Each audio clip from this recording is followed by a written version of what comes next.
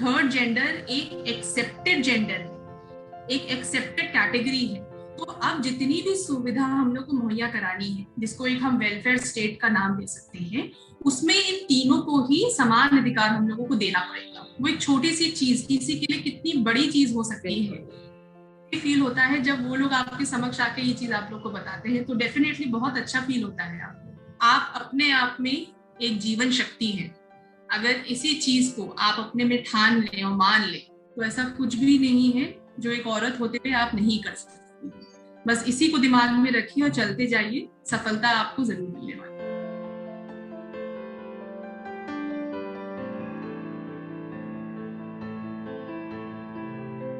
नमस्कार, आप देख रहे हैं लोकमत हिंदी। मैं हूं प्रतीक्षा कुकरेती आपके साथ। जेंडर इक्वालिटी, हम तमाम तरह की बातें करते हैं इस पर, महिला पुरुष की समानता की बातें करते हैं, लेकिन हम अक्सर थर्ड जेंडर को भूल जाते हैं। हमारे समाज में आज भी ट्रांसजेंडर्स को बहुत सारी समस्याओं का सामना करना पड़ता है।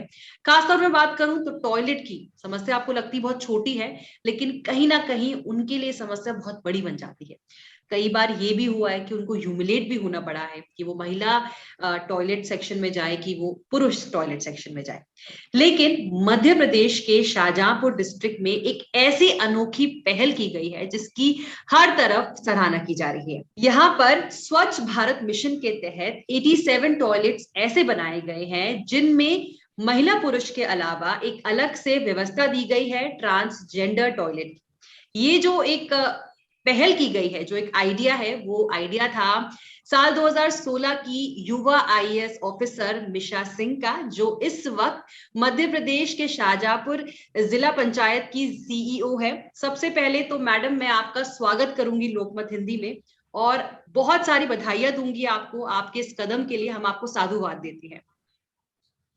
सो मच प्रतीक्षा। पहला सवाल तो मैम यही है कि आइडिया कैसे आया और क्या क्या चैलेंजेस रहे आपके लिए? वेल प्रतीक्षा, अगर आप उस चीज को देखें, जैसा आप भी बता रहे थे कि टॉयलेट एक देखने में तो बहुत ही छोटी सी चीज लगती है, पर हम महिलाओं को भी कई बार जब एक कॉमन प्लेस में जाके एक शौचालय की जरूरत पड़ती है, तो हम लोगों को भी काफी दिक्कत देती है।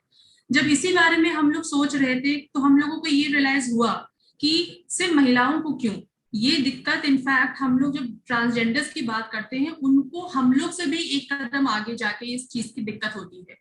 क्योंकि ना तो वो जो है पुरुष शौचालय को इस्तेमाल कर सकते हैं, ना महिला शौचालय को इस्तेमाल कर सकते हैं।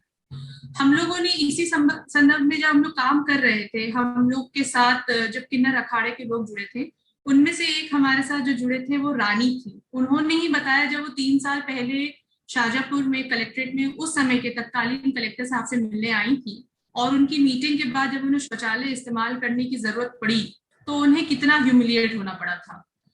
इसी को हम लोगों ने दिमाग में रखा कि जब हम लोगों को अब कम्युनिटी सैनिटरी कॉम्प्लेक्सेस बनाने हैं, तो अब हम लोग सिर्फ बाइनरी टर्म्स ऑफ मेल और फीमेल में अब नहीं सोच सकते हैं। बिल्कुल बिल्कुल।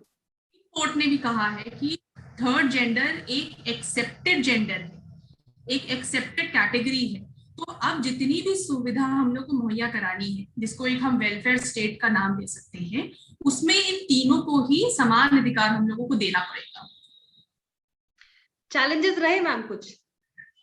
चैलेंजेस जरूर आते हैं जब आप कुछ ऐसा काम करते हैं, तो आपको मुख्यतः 2 या 3 चैलेंजेस हमेशा देखने को मिलेंगे। पहला ये होता है कि क्योंकि आप ऐसा कोई असेट क्रिएट करने जा रहे हैं जिसमें स्टेक होल्डर आपकी जनता भी रहती है, तो जब वो लोग भी स्टेक होल्डर्स रहते हैं और वो एक कॉमन प्रॉपर्टी की तरह उस चीज को इस्तेमाल करेंगे, तो उनकी एक्सेप्टेंस भी उतनी ही जरूरी होती है। तो यहाँ पे हमारे लिए सबसे ज्यादा जरूरी था कि हम सरपंचों के माध्यम से जनता तक पहुंचे। पहले हम उनको कन्विंस करें और उनको बताएं कि इसमें उनको क्या दिक्कतें आ सकती हैं, क्या नहीं आती हैं, और कैसे इस सुविधा को मुहैया कराने से उनका नाम केवल ना तो एक पॉजिटिव वे में लिया जाएगा, परंतु आप एक तरीके से सामाजिक समावेश की तरफ काम कर रहे होंगे। दूसरी हमेशा दिक्कत ये रहती है, क्योंकि इसका कोई प्रत्यक्ष फंड या कुछ नहीं मिलता है, तो हमें अपने सीमित साधनों में कैसे कोई नवाचार करने के लिए कैसे कोई मुहिम जारी करी जाए, वो हमारे लिए एक हमेशा बहुत बड़ा चैलेंज रहता है। हम लोग के सामने जो इस समय फंड्स आए थे, हम लोग ने सोचा कि इसको बेहतरीन तरीके से कैसे कुछ जन भागीदारी से, कैसे कुछ SBM के फंड्स लेके, कैसे कुछ 15वें वित्त के हम लोगों ने फंड्स लेके फिर इसमें करा था। तो इसमें एक तरीके से, क्योंकि इसमें जन भागीदारी भी होती है, 15वां वित्त क्योंकि पंचायत का पैसा सीधे सीधे होता है, तो वो लोग जब इसमें फंड्स लगाते हैं वो जानना चाहते हैं आप किस चीज में फंड्स लगवाते हैं उसके। तो जब एक बार आपने विचार से उनको अपने सहमत कर लिया तो फंड वाला पार्ट थोड़ा सा हमारे लिए आसान हो जाता है। और जो तीसरा एक ऑनगोइंग चैलेंज हमारे लिए होगा वो यही होगा कि इनका संचालन कितना बेहतरीन रखा जाए, क्योंकि हम देख दिल्ली और बड़े शहरों में सुलभ शौचालय एक बहुत अच्छी संस्था के रूप में उठा है, जो कि एक मेंटेनेंस को बहुत बढ़िया तरीके से सुचारू रूप से चला रहा है।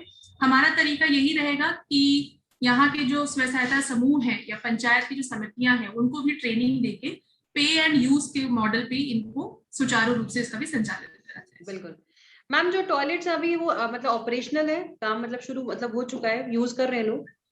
हाँ प्रतीक्षा, 87 टॉयलेट्स हम लोगों के डिस्ट्रिक्ट में बन रहे हैं, उसमें से 60 अभी प्रगतिरत है, they will be about to be completed in next 2 weeks. बन चुके हैं, उनका जो है शुभारंभ हो गया है और लोगों ने उसका इस्तेमाल करना भी शुरू कर दिया। मैम आपने बात करी किसी ट्रांसजेंडर से, जब उन्होंने मतलब जब उनके लिए टॉयलेट बनाया गया तो आपकी बातचीत हुई किसी से इस दौरान?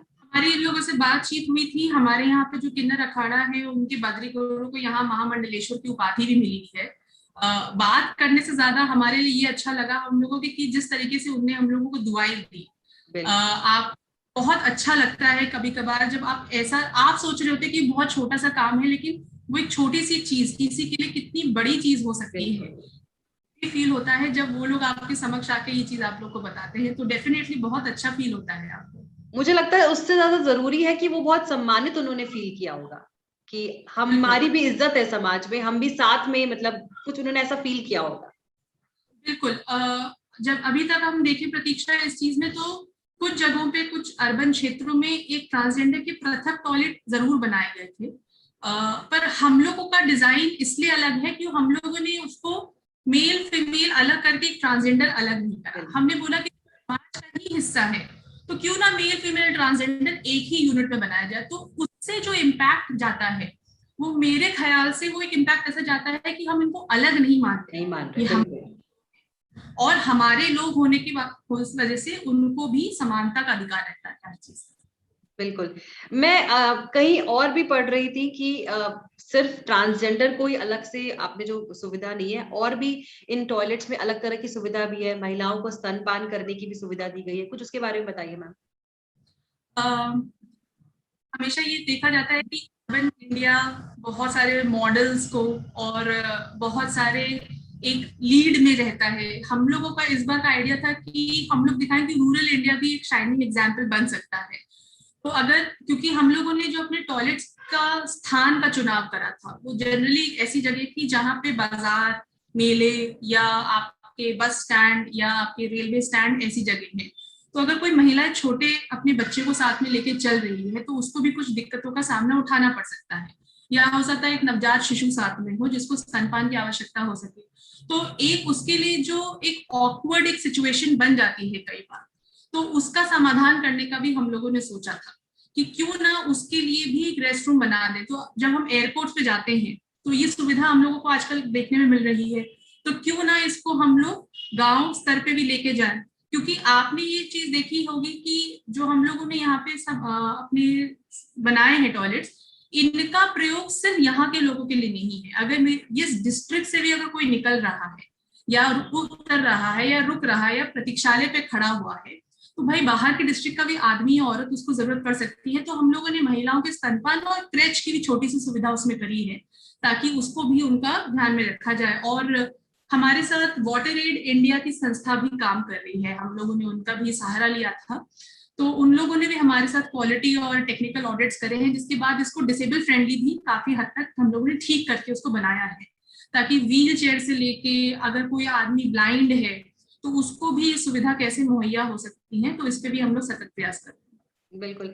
यहाँ मैं अपने व्यूअर्स को बता दूं कि ये पहली बार भारत में ऐसे किसी राज्य में इतने बड़े लेवल पर ट्रांसजेंडर्स के लिए किसी स्कीम के अंदर, मतलब बहुत बड़े लेवल पर, बहुत ज्यादा लार्ज स्केल पर टॉयलेट्स बनाए जा रहे हैं। मिश्रा जी, इसके अलावा मध्य प्रदेश के शाहजहांपुर में ही आपने प्रधानमंत्री आवास योजना के तहत बेटी पढ़ाओ बेटी बचाओ बेटी पढ़ाओ का एक अलग सा एग्जाम्पल दिया है। यहाँ पर आपने महिलाओं की नेम प्लेट, मतलब उनके घर के आगे उनके नाम से आपने नेम प्लेट लगाई है, कुछ इसके बारे में बताइए। प्रतीक्षा, इसके लिए हम लोगों ने एक डायरेक्टिव था हमारे कलेक्टर सर की तरफ से कि हर साल जो है बेटी बचाओ बेटी पढ़ाओ स्कीम के अंतर्गत कुछ ना कुछ अवेयरनेस के लिए हम लोगों को कार्य करने पड़ते हैं। तो हम लोग ये चाहते थे, क्योंकि हम लोगों का तबादला एक जगह से दूसरी जगह पे होता रहता है, हम लोग ये चाहते थे कि कुछ ऐसा यहाँ पे करा जाए जो कि हमारे यहाँ होने या ना होने से जिसपे कोई फर्क ना पड़े, और जिसमें सीधे सीधे जिन घरों में बेटियां हैं, जिन माँ बाप की बेटियां हैं, वो इससे सीधे जुड़ सके। तो हम लोग यही सोच रहे थे कि अगर प्रधानमंत्री आवास योजना के अंतर्गत हम लोग यहाँ पे आवास का निर्माण कर ही रहे हैं, तो क्यों ना ऐसे हितग्राही जिनके घर में बेटियां हैं उनसे बात करके उनके घरों का नामकरण उनकी बेटियों के नाम पे करें। तो जैसे पता ही होगा, स्कीम में एक वैसे भी वो प्रयास करा गया था कि अगर महिला अगर उस घर में कोई हेड है तो पट्टा उसके नाम पे करा जाता। हमने बोला कि पट्टा तो चलो हो ही रहा है, बेटी भी अगर छोटी सी उस घर में है तो क्यों ना घर भी उस बेटी के नाम पे करा जाए। तो अब आप इससे सोच सकते हैं, कहीं लोग इसको बोलेंगे कि ये सिर्फ एक संकेतात्मक है, पर हम सोचते हैं कि ये नई सोच को परिलक्षित करता है। और जो लोग इससे वो नहीं रखते हैं, जो लोग इससे अग्री नहीं करते, तो उनकी सोच पे चोट भी करता है कि क्यों नहीं हम लोग अपनी बेटियों में प्राइड रखें, जब आगे आज आके वो एजुकेशन में या कार्य के क्षेत्र में किसी क्षेत्र में भी नाम कर रही हैं, तो हम क्यों नहीं अपनी बेटियों से आइडेंटिफाई हो सकते हैं। आप जैसी बेटियां भी है समाज में जो इतना ज्यादा हमें मोटिवेट कर रही है, इंस्पायर कर रही है। और कुछ मैम आने वाले प्रोजेक्ट्स आपके, किसी और चीजों में आप काम कर रही हैं, कुछ बताइए उसके बारे में। प्रतीक्षा, शाजापुर एक ऐसा जिला है जो कि खासकर जो है एग्रीकल्चर डोमिनेटेड जिला है। तो आगे आने वाले समय में हम लोगों का अब ये प्रयास है कि यहाँ के किसी भी एक प्रोडक्ट को लेके कैसे उसको बिल्कुल बिजनेस मॉडल पे ब्रांडिंग करके उसकी मार्केटिंग करी जाए, ताकि सीधे सीधे उसका लाभ, एक तरीके से दुगना लाभ जिसे बोल सकते हैं, सीधे यहाँ पे किसानों को मिलेगा। क्योंकि हम जानते हैं कि बहुत बड़ा लेवल का जो यहाँ पर हम लोग देखते हैं कि किसान इसमें सीधे सीधे स्टेक होल्डर होता है, और कई बार उसको अपने खुद के प्रोडक्ट का इतना फायदा नहीं मिलता है जो कि छोटी सी अलग से प्रोसेसिंग यूनिट लगा के मिल जाता है। तो हम लोग एक कोशिश में है कि शाजापुर संतरे और प्याज के लिए जाना जाता है, तो अब हम लोगों का यही प्रयास है कि अब सीधे हमारा नेक्स्ट टारगेट है कि सीधे किसानों को कैसे इस चीज का फायदा मिल सके। बिल्कुल। मैम, आप लखनऊ से है, मैं पढ़ रही थी, आपने 2015 में एग्जाम दिया, क्लियर किया, और पहले तो आप कैसे आईएएस बनने का आपने सोचा, अपने बारे में, अपने बैकग्राउंड के बारे में बताइए। प्रतीक्षा, मेरा बैकग्राउंड में से ग्रेजुएशन का लॉ का है, और तो हम आपको सिर्फ इतना ही बता सकते हैं कि प्लेसमेंट्स हर जगह चल रहे थे, तो तब तक हम इतना इंटर्नशिप जिसे बोलते हैं हम अलग अलग फर्म्स में कर चुके थे या पोर्ट्स में कर चुके थे कि बाय दैट टाइम मुझे रियलाइज हुआ कि सीधे कॉलेज पे अगर आपको कुछ काम करना है तो लीगल फील्ड में जाते हुए ना जाके एग्जीक्यूटिव अगर फील्ड में आया तो हम ये लीगल नॉलेज को इस्तेमाल करके कुछ इसमें पॉलिसी मैटर्स में काम कर सकते हैं। तो एक दिमाग में ये आइडिया हमारे चल ही रहा था, तो इस वजह से I did not sit for my placements.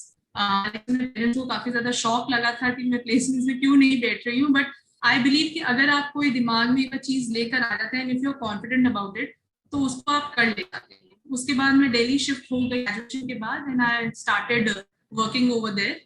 उसके बाद मैंने अपना पीजी वहीं इंडियन लॉ इंस्टीट्यूट से करा, एंड उसी दौरान की तैयारी में फिर यूपीएससी में।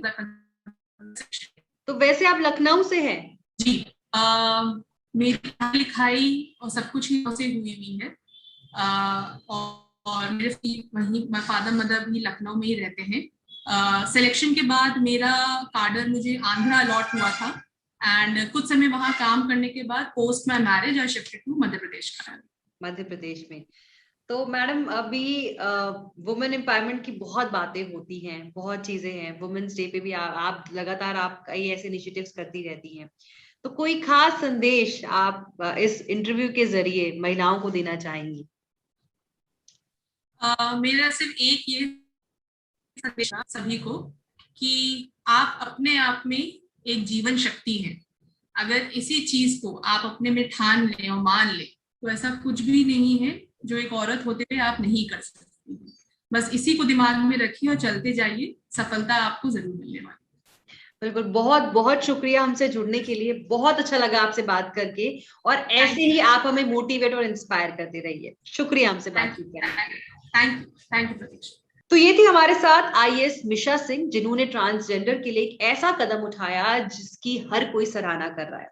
और ऐसे ही कुछ लोग होते हैं समाज में जो हमें इतना मोटिवेट और इंस्पायर करते हैं। उम्मीद करते हैं कि आपको हमारा ये वीडियो पसंद आया हो। इस वीडियो में फिलहाल इतना ही। देश विदेश की तमाम बड़ी खबरों के लिए लोकमत हिंदी के यूट्यूब चैनल को सब्सक्राइब करें। अगर आप ये वीडियो फेसबुक में देख रहे हैं तो हमारे फेसबुक पेज को फॉलो करें।